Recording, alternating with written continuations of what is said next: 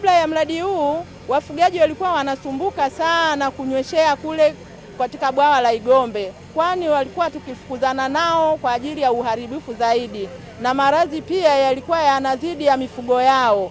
Tunaamini mabirika yakitumika vizuri yatatuondolea ile hadha ya kukimbizana na wananchi wanaoenda kule bwawani kunywesha mifugo, pale ambako wanakamatwa wanapigwa mafaini.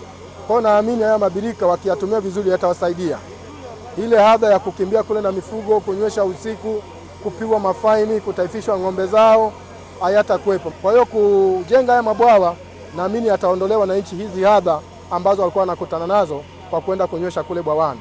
Lakini pia sisi kama serikali au kama taasisi tunayosimamia rasilimali za maji, kujenga haya mabirika yatatusaidia katika usimamizi wa lile bwawa la Igombe.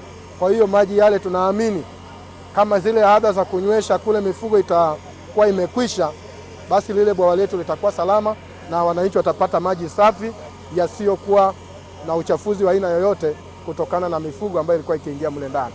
Wafugaji watii sheria, sitegemei baadaye nione kwamba au siku moja tunapigiwa simu kwamba mfugaji amekamatiwa ng'ombe kwenye bwawa alafu amechajiwa fedha anaomba tumsaidie. Kwa hiyo mimi sitegemei hilo, kwa sababu tumeisha tatua changamoto hii kwa wafugaji wa maeneo haya, na mtu ambaye anaenda kunywesha maji kule ni kwamba atakuwa amekusudia kukiuka sheria na makubaliano aliyoweka.